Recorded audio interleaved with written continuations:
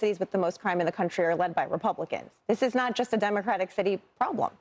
So the president doesn't talk about those, but there are a lot around the country in that list of murders, violent crimes that are Republican-led. Number two, I've lived in Washington since 2006, in the Washington, D.C. area and in Washington itself. Of course, we should have fewer carjackings, fewer crime. I believe that. You don't put a federal agent checkpoint on 14th Street in Washington, D.C., which is what happened last night. That is not the locus of crime in Washington, D.C. That's where, you know, senators and congresspeople and people that work in the White House go to dinner. They put a federal checkpoint on 14th Street and stopped every car. That is not actually addressing the crime problem in Washington.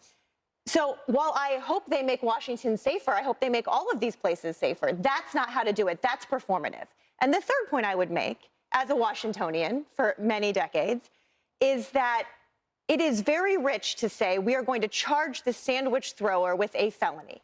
When I was there on January 6th, and all of those people that assaulted police officers got pardoned, not just the nonviolent ones, not just the ones that went into the Capitol, everyone, including the ones that went after police officers, got pardoned. So don't tell me we care, that this administration cares about protecting police officers when they did not care about those on January 6th. Respectfully, can we just stay? But they got pardoned. No, those were police officers, Emily, and they got pardoned. I want to talk about D.C. for a second. But that was in D.C. That was in D.C. Those were D.C. police officers. Can I just start with the fact-checking on what you said? Those were D.C. police officers that got assaulted. The top 10 cities for murder in 2025, St. Louis, Missouri. Who's leading it? Where's cities like Memphis, Hold on. Memphis is second. You said Memphis. Nashville. You said a vast majority, a lot of. I said a lot those were okay. Top 10. Okay.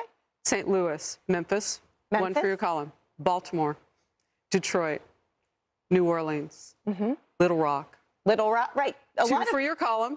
Two. Okay. 2 out of the 10. Who's the mayor of New Orleans? Okay, listen. Oakland. That one that was in first class, headed to France. Oakland. That got Cleveland. corruption charges. Cleveland. Tacoma.